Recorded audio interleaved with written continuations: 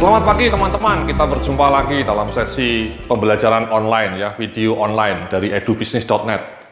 Kita sedang membicarakan sebuah tema yang sangat menarik, yakni tentang change management atau corporate transformation process. Jadi dalam video-video sebelumnya kita sudah bicara mengenai bagaimana membangun kesadaran untuk berubah. Ya. Kemudian yang kedua kita juga bicara mengenai bagaimana menetapkan tujuan perubahan yang konkret. Ya, yang membumi, bukan dengan bahasa yang langit, bahasa yang muluk-muluk tapi meaningless. Ya, dan yang langkah ketiga tadi kita juga sudah bicara mengenai bagaimana membangun koalisi, ya, bukan koalisi politik nasional, tapi membangun koalisi untuk mendorong perubahan ke arah yang kita inginkan, ya, political support. Nah, di langkah keempat ini kita kemudian juga akan bicara mengenai bagaimana mengelola proses implementasi. Ya, ini yang paling rumit nih, eksekusinya. Bagaimana tujuan yang sudah dicanangkan itu yang menjadi perusahaan elektronik nomor 1 di dunia, atau men-triple, ya, triple your profit dalam waktu 5 tahun. Itu bagaimana? Ya, bagaimana kita melakukannya? Nah, disitulah kita bicara mengenai proses perubahan. Ya, proses implementasi yang kadang-kadang berdarah-darah, ya, berjibaku dan berdarah-darah. Nah, di dalam slide yang bisa Anda saksikan di depan Anda ini ya, itu seperti itu ya prosesnya Mas ya, situasi saat ini, current state, kemudian Anda berharap pergi menuju ke situasi yang dikehendaki atau desired state. Disitulah kita kemudian melalui proses transisi, ya, bridging proses. Diharapannya dalam proses transisi itu kita bisa menggolkan, mengimplementasikan semua program perubahan, yang melakukan perubahan-perubahan. Nah, apa saja komponen-komponen perubahan itu yang pasti disiapkan supaya perjalanan menuju cita-cita itu bisa berhasil dengan selamat dan sukses. Itu kita bisa lihat di slide berikut ini ya, di slide nomor 30. Itu sebenarnya ketika kita bicara mengenai implementasi proses perubahan itu ada dua sistem Mas, ada dua elemen. Faktor pengembangan HR dan organisasi di sisi kiri, dan kemudian di sisi kanan adalah faktor sistem. Ya. Bisa kita coba elaborasi bersama ya, dalam faktor HR itu kita bicara mengenai membangun organisasi yang capable, organisasinya yang cakap, mendesain sistem penghargaan yang mendukung proses perubahan, ya, penghargaan reward system yang mendukung proses perubahan. Kemudian yang ketiga menciptakan kultur yang mendukung proses perubahan, kulturnya dibangun untuk mendukung proses perubahan. Kemudian juga menggunakan leadership yang bervisi perubahan, ya, bukan leaders yang pelongo-pelongo ya, yang tidak punya visi perubahan, tapi harus punya leader yang visioner. Nah, di sisi sistem kita juga bicara mengenai bagaimana menghubungkan budget dengan proses perubahan. Ya, ini penting nih, ketika Anda mau berubah ya budgetnya harus ada. Ya, budget untuk training, untuk mengembangkan kompetensi baru. Kalau budgetnya nggak ada ya wishful thinking Mas ya, omong kosong. Kemudian menetapkan prosedur-prosedur baru, ya, atau peraturan baru, atau bahkan menghilangkan peraturan yang menghambat proses perubahan, ya, deregulasi ya, birokrasi dan regulasinya bisa dihilangkan untuk mendorong percepatan akselerasi proses perubahan. Kemudian melakukan investasi teknologi baru, perubahan proses kerja ataupun re-engineering, ya, jadi di re-engineering proses kerjanya. Dan yang sering terjadi ini Mas, investasi teknologi baru, ya, seringkali perubahan menjadi tersendat-sendat karena IT-nya tidak ada. Ya, karena sekali lagi IT ini punya peranan penting ya, information technology. Dan yang terakhir hampir mirip itu, jadi menginstal sistem informasi untuk mendukung proses perubahan. Jadi itulah komponen-komponen dari sisi faktor sistem. Ya, di sebelah kirinya adalah faktor pengembangan HR ataupun organisasi. Nah, kita akan coba bedah satu persatu, Mas ya. Jadi di dalam slide berikutnya ini Anda bisa melihat ketika kita mau membangun organisasi yang cakap itu, intinya sih adalah bagaimana SDM-nya tepat ya, karyawannya berbakat, penuh dengan talenta, ataupun mengembangkan portofolio kompetensi, kecakapan inti yang sesuai dengan proses perubahan yang sedang dijalankan. Contoh Mas ya, contoh misalnya Telkom, tadi saya cerita ya, Telkom ini kan perusahaan yang tua ya, dulunya telepon kabel pakai tembaga, sekarang mereka investasi besar-besaran di bidang fiber optik, dan mereka juga merambah ke dunia digital. Itu kan membutuhkan set kompetensi yang berbeda dibanding ketika mereka bergerak di bidang yang lama. Jadi dengan segera mereka harus menyiapkan orang-orang yang punya kompetensi dalam bidang fiber optik, orang-orang yang pandai dalam bidang digital teknologi, ya, itu berbeda jauh dengan kompetensi masa lalu. Nah, apakah sanggup Telkom melakukan itu, ya, menyiapkan itu? Contoh lainnya misalnya sekarang banyak operator Telkom, ya, entah XL, entah Indosat, mengeluh, ya, mereka yang menyiapkan datanya tapi yang mendapatkan keuntungan hanya Facebook atau Google atau Yahoo, ya. Jadi memang traffic di Indonesia ini didominasi oleh Facebook sama Google, ya. Jadi operator telco itu merasa bete. Mereka yang menyiapkan jalan tolnya, istilahnya jaringan datanya, tapi yang mendapatkan uang hanya Facebook dan Google. Jadi Indosat sama XL-nya itu berharap Google sama Facebook itu juga harus membantu atau dikenakan pajak misalnya, ya. Tapi sebenarnya pertanyaan yang solusi yang lebih bagus adalah bagaimana kemudian XL ataupun Indosat bisa menciptakan layanan seperti Google, atau mereka juga bisa menciptakan layanan sosial media seperti Facebook. Itu kuncinya. Nah, disinilah tantangannya. Ya, ketika misalnya operator-operator itu mau membangun satu layanan sosial media atau digital content yang bermakna, mereka punya kompetensinya tidak? Ya. Selama ini mungkin mereka kompetensinya hanya masang kabel, masang BTS, mengelola jaringan telco. Kompetensi mereka untuk membangun digital content tidak tinggi. Ya, itulah salah satu kendala. Ketika Anda mau melakukan proses perubahan, ya Anda harus membangun itu. Atau satu contoh lagi nih Mas, satu fenomena yang baru, yakni Matahari Department Store. Ya, Matahari Department Store itu salah satu departemen store terbesar di Indonesia. Mereka sedang melakukan proses perubahan yang nyata untuk bergerak ke bidang electronic commerce, e-commerce. Mereka bikin yang namanya mataharimall.com. Nah, segera mereka harus menyiapkan kompetensi baru. Kenapa? Karena jualan offline sama jualan online sangat berbeda, Mas, ya. Kalau mereka ingin maju mataharimall.com-nya, ya mereka harus menguasai ilmu supply chain management. Karena dalam dunia online commerce itu yang paling kunci selain merchandising itu pemilihan produknya, Mas, ya. Produk-produk yang mau dijual. Mereka mungkin sudah ahli, karena Matahari sudah bertahun-tahun bergerak di bidang merchandising, jualan baju, jualan produk-produk di mall. Tapi dalam hal supply chain management, logistik, ya, berhubungan pengiriman barang, mereka sama sekali zero kompetensinya. Matahari selama ini tidak pernah punya pengalaman dalam hal supply chain management, mengirimkan barang ke berbagai titik di seluruh Indonesia. Ya, berhubungan dengan tiket JNE, ya, gudannya bagaimana. Ya. Contoh Amazon.com itu luar biasa. Mereka punya supply chain management yang canggih, sehingga mereka menjadi e-commerce nomor 1 di dunia. Nah, tantangannya kalau Matahari mau berhasil melakukan perubahan, bergerak ke ranah electronic commerce, mereka harus menyiapkan kompetensi baru, yakni kompetensi supply chain management. Itulah beberapa contoh bagaimana membangun organisasi yang cakap untuk mendukung perubahan. Kalau Anda punya mimpi menjadi perusahaan di bidang teknologi misalnya, atau online commerce, tapi kemudian tidak punya orang yang jago di bidang itu, ya wishful thinking. Ya. Jadi itu yang masuk dengan organisasi yang cakap, Mas. Jadi kapabilitas orang-orangnya harus disiapkan, diberdayakan. Ya. Kalau tidak bisa memberdayakan, ya mungkin meng-hire orang-orang baru, ya, supaya kompetensinya menjadi lengkap. Itu yang pertama. Yang kedua adalah membangun sistem penghargaan yang mendukung proses perubahan, ya. Di slide berikutnya ini, di slide nomor 32. Jadi kita harus mendesain sistem penghargaan yang mendukung proses perubahan. Sistem penghargaan, praktek motivasional, dan sistem penghargaan yang mendukung proses perubahan merupakan sarana manajemen yang sangat kuat untuk meningkatkan buy-in dan komitmen karyawan. Jadi sistem penghargaan, Mas. Ya, jadi misalnya kembali ke Telkom tadi, mereka harus memberikan reward kepada orang-orang misalnya yang bergerak menyambungkan fiber optik. Karena itu kompetensi baru dan itu ujung tombak masa depan perusahaan.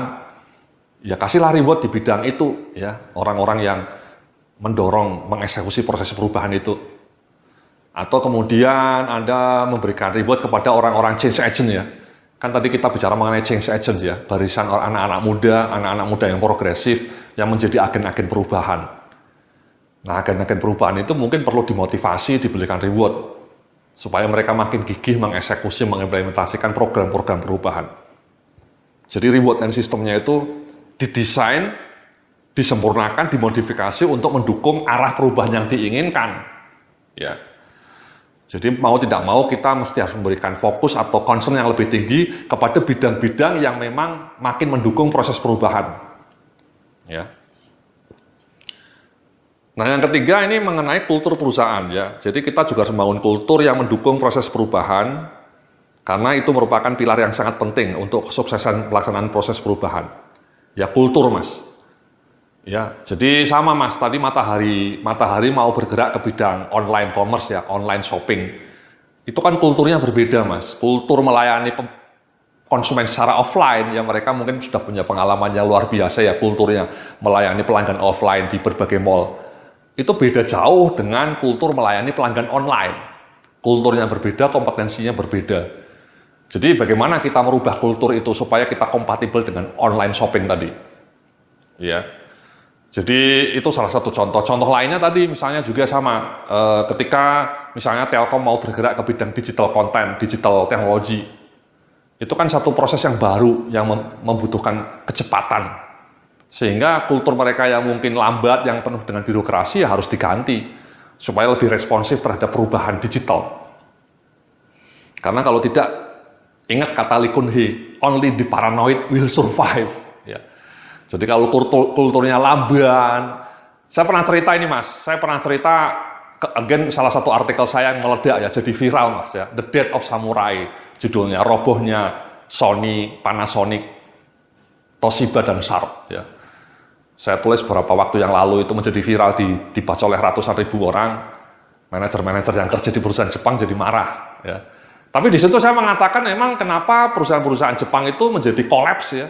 Sony rugi triliunan, kemudian Panasonic juga tidak punya handphone ya. Kemudian juga Sharp ya, agak declining televisinya. Karena mungkin mereka punya kultur yang mengagungkan senioritas. Ya, atau konsensus, decision makingnya itu konsensus. Jadi di perusahaan-perusahaan Jepang mungkin rapatnya bisa berbulan-bulan untuk menentukan produk baru. Ketika rapatnya sudah selesai, baru saja selesai, tiba-tiba di pasar sudah ada produk Samsung atau LG atau dari Xiaomi atau dari China. Jadi ya mereka kalah. Mereka rapatnya berbulan-bulan soalnya hanya untuk menetapkan satu produk baru, berbulan-bulan meetingnya. Ketika rapatnya sudah selesai, produk Samsung sudah membanjiri pasar. Nah itu kan kolaps perusahaannya. Jadi kecepatan Mas, speed in decision making dan speed in product development. Kalau Anda konsensus ya sudah kesalip ya. Jadi itu salah satu hal yang layak diketahui ketika kita ingin berubah ya.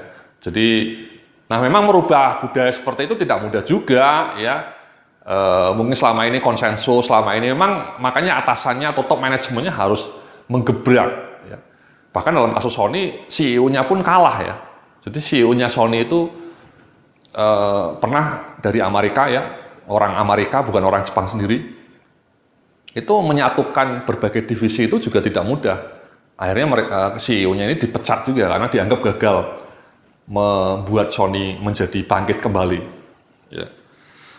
Jadi kultur sama seperti Telkom tadi. Telkom mau berubah ke digital company misalnya. Itu kan kultur baru yang sangat berbeda dengan kultur masa lalu perusahaan Telkom rumah. Ya, mungkin karyawan-karyawannya sudah comfort zone tadi. Jadi merubah kultur itu memang anak-anak mudanya harus diberdayakan dan kalau perlu GM-nya itu yang usianya 30-an tahun. Ya, supaya ada fresh blood, darah baru yang segar. Ya. Oke. Jadi itu Mas ya. Kemudian yang berikutnya adalah leadership yang visioner. Ya Anda bisa lihat di slide nomor 34 ini. Pemimpin yang visioner mendorong orang-orang agar menjadi lebih inovatif, ya, menjadi responsif, mengingatkan adanya peluang baru dan bersemangat untuk mengejar inovasi baru.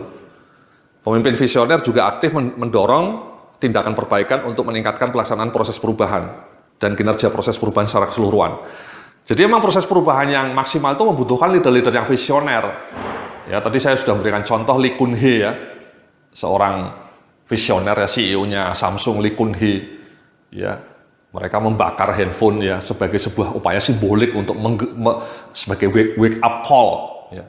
Atau kita juga kenang mendiang Steve Jobs, itu luar biasa ya, CEO terbaik abad ini. Oleh majalah Fortune, mendiang Steve Jobs itu dinobatkan sebagai CEO terbaik sepanjang 100 tahun terakhir. Ya.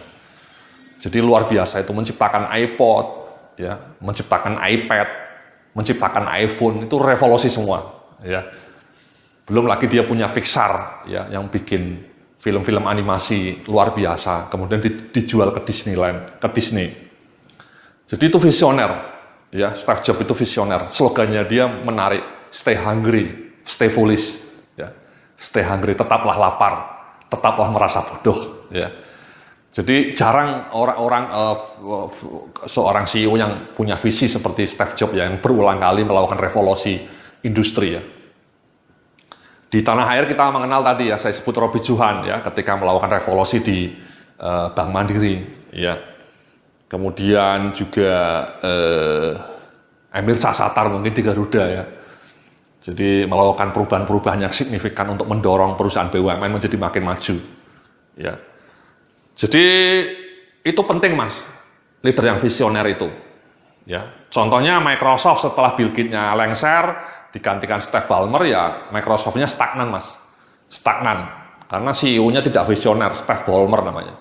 Sekarang diganti, ya, diganti oleh orang India, namanya Satya Nadella. Tapi sampai hari ini Satya Nadella juga belum menunjukkan kinerja yang berarti. Jadi visioner leaders itu punya peran yang sangat penting, bukan hanya di Indonesia, di Eropa, di luar negeri itu sama, Mas, ya. Leader itu punya peran yang sangat penting. Nah, di bagian berikutnya kita akan lihat di slide 35 ini. Jadi bagaimana kita menghubungkan anggaran dengan proses perubahan, ya. Jadi anggarannya, ya, kalau bisa lebih mendukung pada proses perubahan, ya. Hal ini disebabkan karena setiap unit organisasi perlu memiliki orang-orang, peralatan, fasilitas, dan sumber daya lain untuk melakukan rencana proses perubahan. Ya, ini anggarannya harus disiapkan, ya. Contohnya tadi ketika Sony mau mengenalkan PlayStation, kenapa Ken Kutaragi itu ngotot?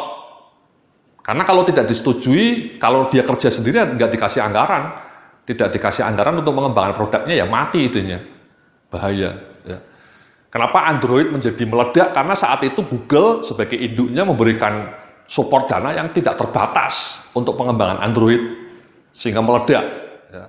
Karena Google percaya bahwa Android adalah masa depan, jadi dikasih modal yang besar, dikasih support dana yang besar oleh Google-nya sebagai induknya. Itu luar biasa, ya, menjadi salah satu mesin uang bagi Google, ya, dalam hal Play Store-nya, ya. Jadi anggaran, Mas, ya, kalau anggarannya tidak disiapkan, ya repot. Contohnya sama Garuda melakukan transformasi. Salah satu transformasi kunci bagi Garuda adalah permajaan pesawat-pesawat, Mas. Pesawatnya harus baru supaya lebih efisien, lebih disukai konsumen. Kalau pesawatnya tua kan dangerous, sudah boros aftur, ya, boros BBM-nya, pelanggannya nggak suka pesawatnya tua. Nah, untuk bisa meremajakan pesawat, ya butuh uang, butuh anggaran. Ya, anggarannya dari mana? Emang dari Hong Kong, ya. Jadi itu perlu digalakkan anggaran itu, ya. Nah, kemudian di bagian berikutnya di halaman 36, slide 36 ini Anda juga harus melakukan prosedur pengoperasian yang lebih baru atau lebih segar untuk membantu tugas-tugas implementasi, ya. Kebijakan dan aturannya kondusif akan sangat membantu menciptakan iklim kerja dan kultur perusahaan yang mendukung proses perubahan. Ya, jadi peraturan-peraturannya itu, ya, diajukan, Mas, digalakkan supaya lebih mendorong proses perubahan. Jangan terlalu banyak peraturan, malah kemudian menciptakan birokrasi, ya. Mau menciptakan produk baru, prosesnya bisa sampai 7 tahap, ya, itu kan terlalu panjang. Seperti Sony tadi, rapatnya mungkin prosedurnya bertingkat-tingkat, Mas, ya. Dari manajer ke GM, ke direksi rapat lagi, ya sudah, rapatnya rampung, pesaing-pesaing sudah mengeluarkan produk baru, Mas. Ya, jadi ketinggalan zaman, ya.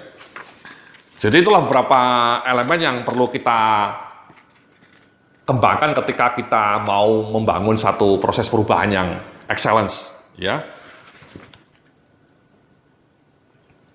Nah, di bagian berikutnya ini, satu lagi, ya, di slide 37, coba Anda lihat. Itu juga harus ada yang namanya proses investasi teknologi baru, sistem kerja atau re-engineering, ya. Jadi maksudnya pelaksanaan proses perubahan yang kompeten kadang memerlukan proses perubahan teknologi, produksi robotisasi, perubahan dalam sistem kerja, atau juga downsizing dan right sizing. Ya, jadi Sama ini Mas ya, jadi kadang-kadang ketika Anda mau melakukan perubahan, ya teknologinya harus baru. Ya, misalnya mungkin banyak perusahaan sekarang mengalami tantangan perubahan yang signifikan ini. Dalam hal misalnya biaya pegawai makin mahal ya, UMR tiap tahun makin tinggi dan kenaikannya bisa sampai 40%. Sehingga perusahaan-perusahaan melakukan perubahannya apa? Yaitu otomatisasi. Ya, mesin-mesinnya pakai robot, tidak perlu lagi pakai buruh Mas. Lebih murah karena robotnya tidak bisa demonstrasi Mas ya. Nah itu kan butuh anggaran tadi sekali lagi, tapi ini juga kadang-kadang diperlukan supaya lebih efisien. Ya, itu salah satu contoh ya, mekanisasi, otomatisasi. Ya, jadi perubahan-perubahan yang excellent. Contoh yang kedua misalnya pengelola jalan tol. Ya, pengelola jalan tol kan untuk membuat konsumen makin happy, mereka melakukan perubahan-perubahan sistem. Salah satunya misalnya ya pakai teknologi. Bagaimana caranya supaya ketika mobil lewat jalan tol itu tidak perlu lagi bayar di pintu tol. Karena pintu tol itu salah satu sumber kemacetan. Ya, mestinya memang mereka segera menyiapkan alat yang bisa mendeteksi mobil ya, ketika lewat dengan kecepatan bahkan 30 km per jam, tetap bisa dideteksi. Sehingga tidak perlu lagi berhenti membayar ongkos tol lama dan membuat antrian yang panjang. Itu salah satu perubahan. Dan itu kan membutuhkan perubahan teknologi yang canggih. Jadi itulah beberapa elemen ketika kita mau melakukan proses perubahan Mas ya. Jadi dari sisi leadership-nya harus tangguh, kemudian dari sisi kultur kerjanya ya, dari sisi teknologinya, dan jangan lupa dari sisi orangnya. Ya, first who then what kata Jim Collins ya. Pertama-tama pikirkan orangnya dulu baru mikir what. Ya, jangan mikir strategi, jangan mikir teknologi, jangan mikir macam-macam, pikirkan orangnya dulu. First who then what. Kalau orangnya sudah siap, perubahan itu dengan mudah akan terjadi dengan sendirinya. Terima kasih, kita akan lanjutkan dalam video pembelajaran berikutnya. Salam sukses, penuh keberkahan.